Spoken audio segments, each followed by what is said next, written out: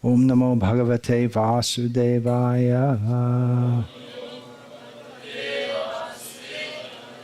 Om Namo Bhagavate Vasudevaya. Om Namo Bhagavate Vasudevaya.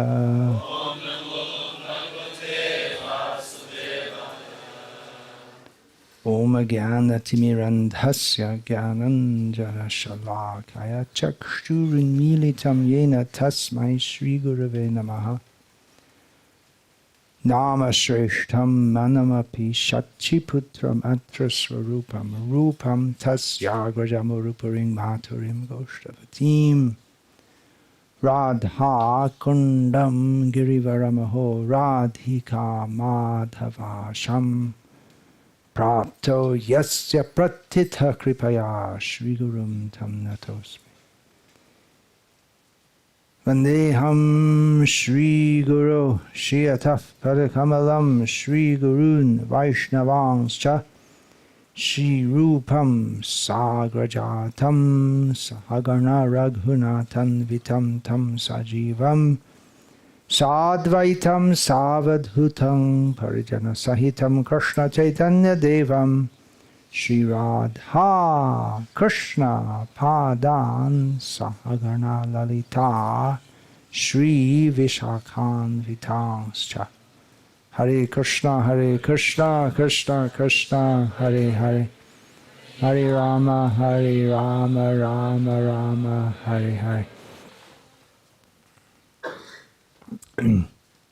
Speaking on Sri Vishnu-sahasranama, I first started speaking on this some years ago, where there came a point in my life where it seems devotees were expecting me to speak only on polemic and controversial subjects. So I thought I'd speak on something. It is possible to go from Vishnu-sahasranama into polemic and controversial subjects, but it's much easier to stick to the point, which is glorification of the Supreme Personality of Godhead by the qualities by which He is to be known as the Supreme Personality of Godhead. In terms of YouTube hits, that one thing that we live for 24 hours a day, thinking, how many YouTube hits will I get? The controversial and polemic lectures get a lot more hits than the Vishnu-sahasranama hits, which is somewhat disappointing, because we think that direct glorification of the Supreme Personality of Godhead should be what devotees are interested in mostly, but it's not so, it seems. Name number 689 in the recension that I am following is Ranapriya. The most common or well-known use of the word Rana means battle or fighting, and Priya means one who is fond of, one who likes. So he who delights in battle, who likes to fight. He who likes to fight. But by different understandings of the word Rana, it can mean different words also. So it can mean sound, who likes sound, that will be explained. Who likes to movement, who likes to move around. So various understandings are given. Our Gauriya Vaishnava commentator Baladev Vidyabhushan gives the meaning that he relishes fighting when he has an opportunity to kill a demon. Krishna likes to fight. That may be astonishing to some religionists, to some theists. We worship a God who fights In India, that's one of the accusations leveled at Krishna by the Christians. Well, your God is killing everyone. Our God is the Prince of Peace, our Jesus. He doesn't fight. Actually, he did fight in the temple. He got angry that once. But he's known as the Prince of Peace. Whereas Krishna, Krishna's most famous in the world as the speaker of Bhagavad Gita. Maybe as the lover of the gopis also. The speaker of Bhagavad Gita, which is a whole treatise in which Krishna's friend comes up with the idea, let's make love not war, let's have peace. And Krishna calls him a damn fool and convinces him to fight, which he does, even in immoral ways, seemingly. Therein, one of the arguments Krishna gives to Arjuna is Sukhina kshatriya partha labhante yudhami drisham. Come on, you're a kshatriya. Come on, it's fun. You like fighting, don't you? Kshatriyas like to fight. Swarga dvaram apavritam. It's the doors to heaven are open. The kshatriya in a battle sees arrows flying at him. He sees the doors to heaven are open. If I'm killed, Jitvas, what is that? I can't remember. If you die, then you'll go to heaven, and if you're successful in the battle, Bhokshase Mahim, then you'll enjoy the earth. So, come on, it's a good deal. It's great for Kshatriyas. So Kshatriyas, they like to fight. Well, Krishna gave the reason they like to fight because Hatova prapshasi swargam. If you're killed, you'll go to heaven. And if you're successful in the fight, then you'll enjoy the earth. But apart from that, apart from the what do I get out of it consideration, there's also the fact that Kshatriyas, they like to fight. Now, one thing is the pleasure of battle itself, which is a pleasure which most people like to, vicariously enjoy. In other words, they like war movies are very popular. Are they popular in Croatia? Yeah. I thought it, because in England and America it's popular. So, everywhere, yeah. I thought it might be more there because they're always pumping their populations up to support more and more wars. And maybe in Germany the war movies are not so popular because they lost the war. I'm just wondering, but it's popular everywhere. Huh? And then there's cowboys and Indians, in which the cowboys, they fight with the Indians. So there's pleasure in that. But most people like the pleasure just in the TV screen or the movie screen. No, otherwise war, actually, unless you're a real Kshatriya, then it's hellish. That description is there in the Krishna book. That in the battle there were rivers of blood. Rivers of blood, so much blood, rivers of blood, and there were heads floating in the river, and arms and legs, and not only human but horses and elephants' trunks, and broken chariot wheels.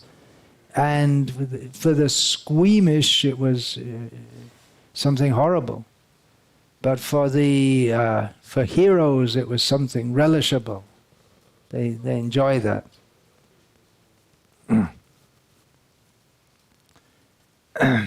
So there's a pleasure from the fighting. But apart from that, the Kshatriyas, it's not just the pleasure of fighting, which, after all, I don't know if it happens in this country, but I was raised in a country where street violence is part of the way of life. That's why in Britain you get these soccer hooligans. It's not only at the soccer matches, but on any occasion. Friday night is a night, Friday, Sunday, get drunk and then fight. Gangs. So they like to do that. So that's one kind of, that's pretty low, that's low class. But the Kshatriyas, they fight for, the pleasure is that they're protecting dharma, they're protecting the citizen. That is their glory, and they'll die for that. To think I'll go to heaven, that is a secondary consideration. And there's so many stories, especially from Rajasthan, the Rajputs. How it's completely in their culture, fighting. That you'll find even now in Rajasthan so many forts built on the hills, where the kings would live there because they're always fighting. And so there's this story of one king went out to fight, and he came back. And he was asked, "Did you win the battle?" "No, we lost." So the queen had was still inside, closed the door so he couldn't come in. Said, "You know, that's my husband, he wouldn't come back. He wouldn't come back defeated. You either win or you die."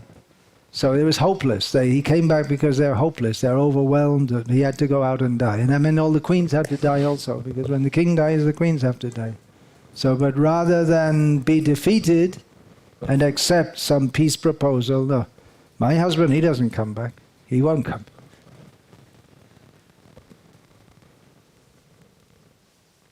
That's it. And you'll find also so many, on the walls of these castles, you'll find so many handprints. The marks of handprints. What is that? Those are the marks that the queens, they put their handprint. They're going into the fire. They have to die. My husband is dead, I have to die. So they put their handprint and enter the fire. That's their spirit. They honor over death.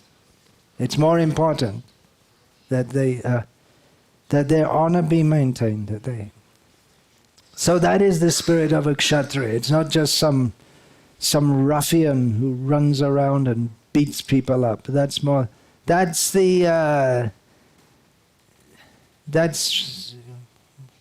like the Kali Yuga idea of a ruler who rules by force. Horrible personality. They get power and they rule by force. In the recent history of the world, we have the Hitler and Stalin and very horrible people who they were not kshatriyas. They were ruffians who got power. So the Krishna has this feeling he wants to fight and to protect.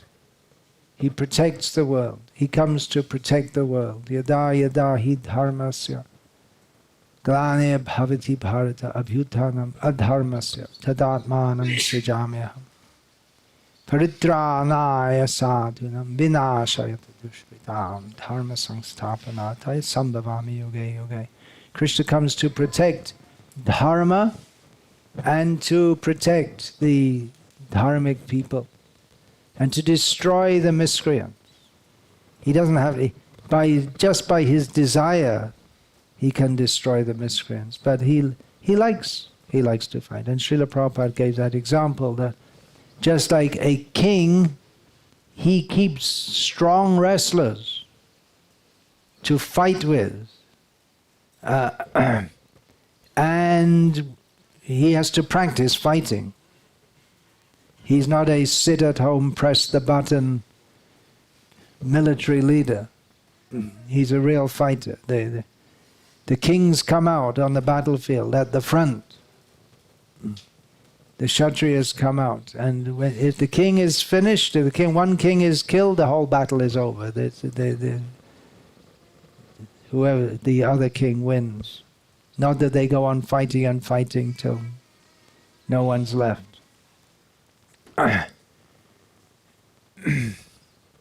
So Krishna, he's like that king. He keeps wrestlers, and the wrestlers, they're the servants of the king, but their job is to fight with full strength to try to defeat the king.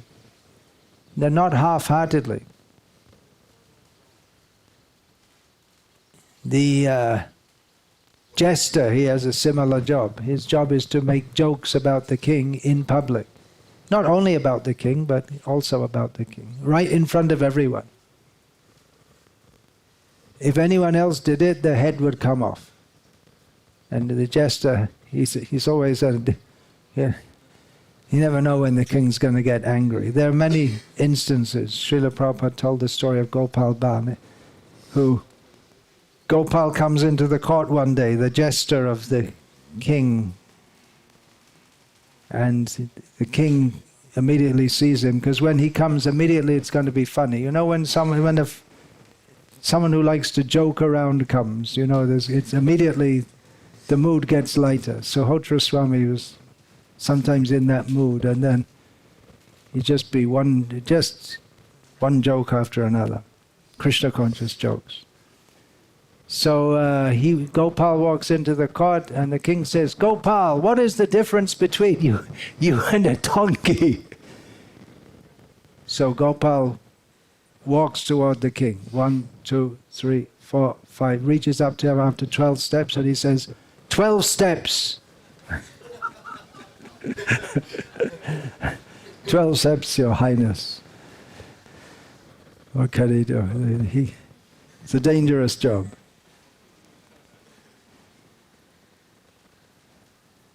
So Krishna, he likes to fight, and who can fight with him? Mostly he fights with his own devotees, just like the wrestler. King keeps a wrestler, or several wrestlers, to fight with. So it keeps him strong and ready to take the pain and ready to fight. So we have the story of Jaya and Vijay, who became Ravana and Kumbhakarna, Hiranyakashipu and Hiranyaksha, and Shishupal and Dantavakra, and then again Jaya and Vijay. Krishna took, and then many times he fights as Krishna in many forms. We just sung this Dajavata Stotram. In many of the forms he fights. In Matsya, fish incarnation, we don't have any record of him fighting there. As Kurma, well, he wasn't fighting, but there was a big fight going on between, out of that whole pastime, big fight came on between the demigods and the demons. And then he again, in his original Vishnu form. Otherwise, in that avatar, the Kurma, Vamana, Mohini, they're all involved in that. But they don't fight. Then Varaha, he's fighting. He's fighting severely with a very powerful demon. And Narahari, the lion-man form, man-lion form, is extremely, extremely angry. It's just unbelievably, just inconceivably angry. That Jadurani Devidasi was under Srila Prabhupada's direction painting the picture of Nrsimha killing Hiranyakashipu.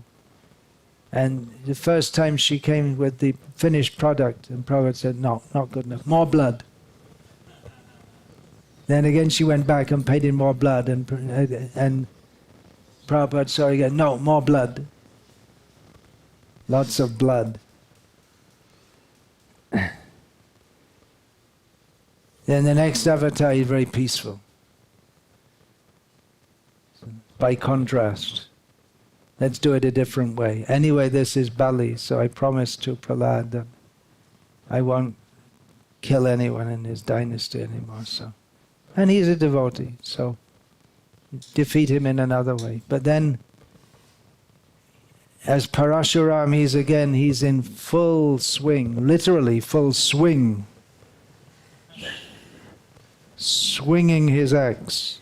So fast you can't even see it. His axe is moving at the speed of the mind, and then so fast, just making not rivers of blood, lakes of blood. So much blood of the Kshatriyas. And still at Kurukshetra you can see the lakes are still there. Now they're filled with water, but at that time they're filled with blood. So that's pretty violent, isn't it? He likes that. Then again, as Rama, he's peaceful by nature, but don't mess with him. If you get on the wrong side of him, then he just... There's so many... First the Rakshasas came to know about him when that Kara Dushana, who was the third one? The Rakshasas in the forest. So they're all coming, and Lakshman says, I'll deal with them. Ram says, no, I'll deal with them. You look after Sita, I look after them. So single-handedly he just killed all the Rakshasa army. A man means they eat men for breakfast. That's why Ravana, he wasn't afraid of men. All the way through the Lanka battle, Ravana, he couldn't come to terms with the fact that this is a couple of men. Men, men, it's humans. That's what we eat. That's how, and monkeys. It's just, Ravana just couldn't. He couldn't come to terms with it. That every time they said, "Look, they're killing us. They're destroying." What are you talking about? Men, a couple of men and some monkeys. It's not. He just couldn't work it out. Couldn't understand it. It was beyond. It was inconceivable to him. But Rama took great pleasure in that. Ranapriya. Then again, as Balaram, again fighting. But at some point he retired from the fighting, and then as Buddha he became a complete pacifist. But then, just to cap it all off, at the end of Kali Yuga, just finish them all off. That's all. Just they're all demons. Just kill them all. They're just a few, a handful. Kalki comes, just kills them all. Just that a few people are left, and then bring in Satya Yuga. So yeah, he likes to fight. But it's not, again, it's not just the fighting for the fighting just out of some ruffianism, but he does so for the benefit of the world. He comes to protect those who have surrendered to him, and to destroy those who are ete changsa kalapungsang Krishnastu Bhagavans Indrari Vyokalam Lokam Mridayanti Yuga Yuga. Those who are causing disturbance to the demigods, to the universal system. He comes to destroy them in every age. So his fighting is out of love. It's motivated more by love than by hatred or envy. Even the people he kills, he loves them. because he delivers them from repeated birth and death. They may not come to the level of pure love for him, but at least they are delivered from their huge mountain of sins that they've developed, and they're put in cold storage for some time in the Brahmajyoti. That okay, then just don't do any more sins, just be there. So he's very merciful to them. We see in his past he comes to deliver demigods, comes to deliver the Pandavas, comes out of love for his devotees, and his symbols are there. His here in this Vishnu-sahasranama, there are several names relating to his weapons: Chakri, Chakradhara. He's holding his weapons. His weapons are always there for protecting his devotees, for protecting dharma. How important is dharma? That he himself comes to protect that by fighting. In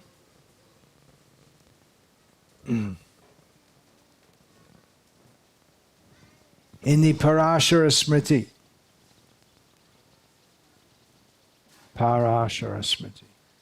is stated, Kshatriyo hi prajarakshan shastrapani pradandayan nirjitya parasainyadi kshitim dharmena palayat. Srila Prabhupada quotes this in his Gita purport. The Kshatriya's duty is to protect the citizens from all kinds of difficulties, and for that reason he has to apply violence in suitable cases for upholding law and order. Therefore he has to conquer the soldiers of inimical kings, and thus with religious principles he should rule over the world. So this is the duty of the king, who is a representative of the Supreme Personality of Godhead. The king is God on earth. Naranam Chandaradhipam. He is among men, among the humans, Krishna is the leader of the men. So he executes that function on behalf of Krishna. Ranapriya, he's fond of fighting. So Parashara Bhatta, in his description of the meaning of this verse, quotes Valmiki from Ramayana, that Sri Rama killed Ravana in the fight and felt happy. What was his happiness? That he had delivered Sita, but particularly it is mentioned by Valmiki that he had fulfilled the desires of Sugriva and Angada, fulfilled the desires of his devotees who wanted to see him successful. Shankaracharya in his commentary also mentions his 5 Panchayuddha, his 5 weapons, which are, we may not see them with him all the time, but he can call them at any time. He has his discus, Sudarshana Chakra, the club, Komodaki club, Gada, Shanga, his bow, his Nandaki, his sword, Shanga, Kodanda. Krishna is famous for killing so many demons, and in this regard, he has so many names. There are so many names.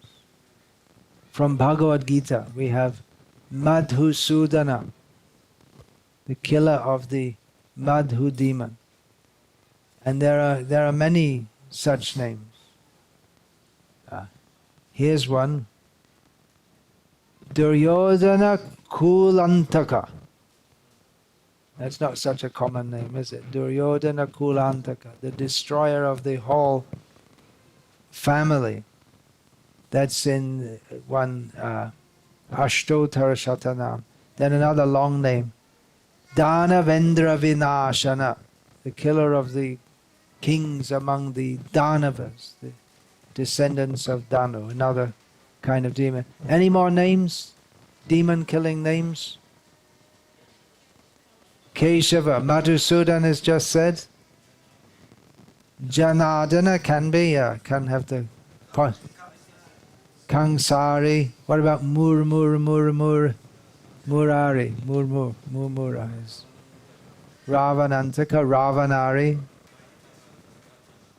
Kaitava Gharta. Yeah. Any more? There are so many. Putana Ghartana. There's so many. Madhu Kaitavari. With any demon's name, you could say Murari, Muraripa, Muranisudana, Murasudana. With any one name of one demon, you can add various suffixes. So there's so many names of Krishna. And one generic name, Daityari. There's a devotee in Croatia, one of the old devotees. Oh, where's he these days? Murari, I said. Huh? He's in Rijeka. And Daitya Sudana is another similar name. Aditya Rupaka. Yeah, but what does that mean? Because Aditya is the no. Yeah, Aditya is the son of Aditi. They're the good guys. That's sometimes in that song, devotees sing, what is that? Sura Kula. Sura Kula Dashara. Yeah, you have to be careful. But yes.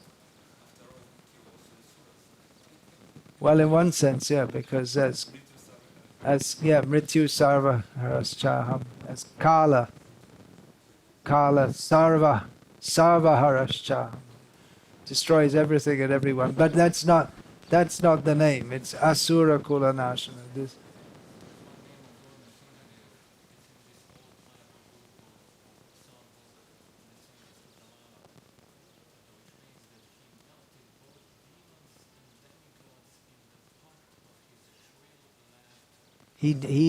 There's one name which means Nrsimhadev melted.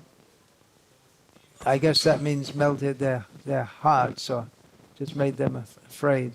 Melted both the demons and the demigods in the pot of his shrill laughter. That's also said about Nrsimhadev, just by his shrieking. The wives of the demons had miscarriages.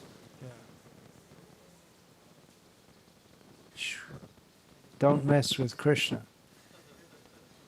Better be on the right side, huh? So there are so many names. So many names that he likes to fight.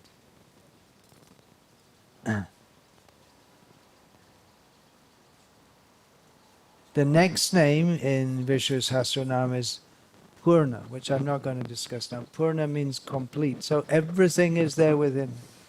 Why do we have a fighting propensity? Because he has. It comes from him. Now don't use that as an excuse to go and punch someone in the face and say, well, God inspired me to do it. Kshatriyas are supposed to be self-control and to fight for the sake of dharma. So Krishna does that. His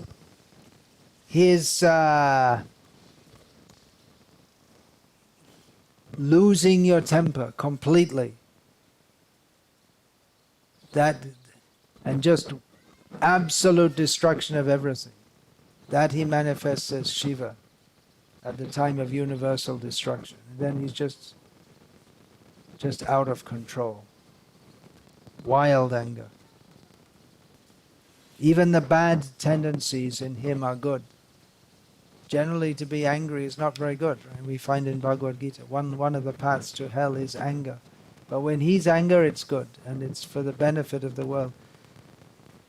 Srivas Thakur, one time Chaitanya Mahaprabhu came to the house of Srivas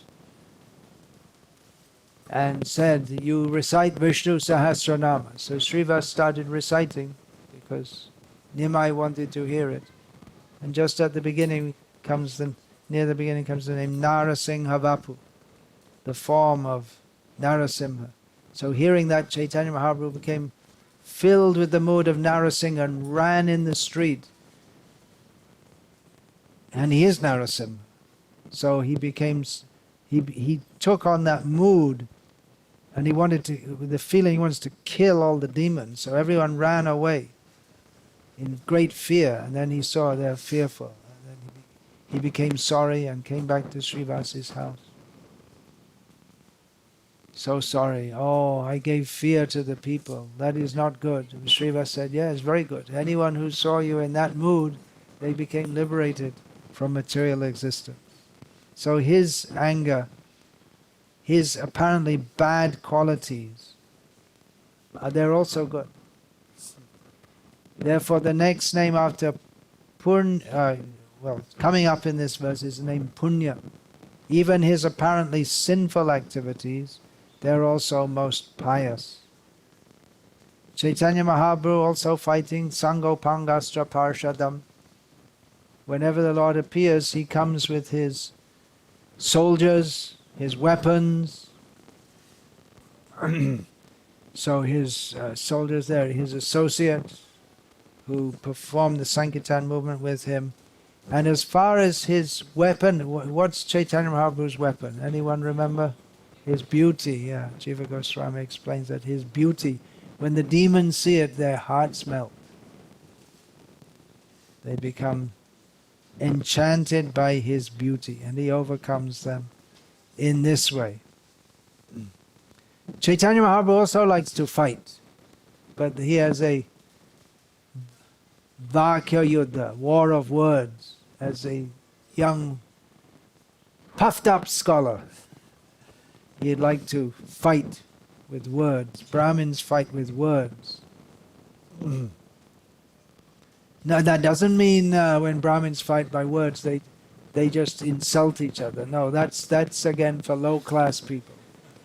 Simply insulting is low-class. You can insult, but you have to give a good reason to insult. It's not that you just call someone a fool. You have to establish philosophically and logically that they're a fool. Then you're justified in calling them a fool. But you don't just call them a fool. So Chaitanya Mahaprabhu, he was in his youthful pastimes, was very fond of verbal fighting, in which he was unmatched and unparalleled. One of the commentators, Krishna Datta Bharadvaj, he gives the meaning that Rana also means sound. So he likes sounds, especially he likes sounds like the ringing of the bell in the temple. The temple should have a sweet bell. That is a sound which is very pleasing to God. We heard that this morning, or was it this morning? Or certainly tomorrow we should hear it. The church bells, that tradition is there. Do they do that in the Orthodox? This is an Orthodox church in this village, right? Serbian village. They do that in the. They have people who are expert in ringing bells, like some kind of tune. So Krishna likes that. The Buddhists, the Tibetan Buddhists are big into bells also. So they may deny the existence of God, but that sound is very pleasing to him. Or another sound, he likes also to hear the praise of him by his devotees. So these sounds he likes. much better than being silent. That's considered to be very spiritual by some people. To become silent, not to say anything, to stop speaking altogether. But that's not pleasing to Krishna, simply to become silent. But one who is always praising his glories, he likes to hear that. He likes that. We also have that propensity. If someone praises us, we like it. So Krishna, that comes from Krishna. He has that tendency. He likes to be praised. Another meaning is movement. And one of the commentators, Satyadeva Vashishta, he always gives a unorthodox and we could say a meaning which is, he always establishes it with copious quotes from Shastra, but he always gives what we could say obscure meanings or meanings that would not be immediately apparent. So the meaning he gives to this name is that he is called Ranapriya. Rana also gives the idea of movement. He delights in moving around in the hearts of everyone and removing the darkness in people's hearts and enlightening them. And in the form of the sun, he moves around and removes the darkness of the world. So there is a summary of some of the unlimited meanings that can be derived from the name Ranapriya in Sri Vishnu-sahasranama. And next name is a very important name, 690 Purna. Okay, I'll finish there. Hare Krishna, all glories to His Divine Grace, Srila Prabhupada. Hare Krishna. Vancha kalpa tarubhyascha kripa sindhubhyacha patitanam pavanebhyo vaishnavebhyo namo namaha.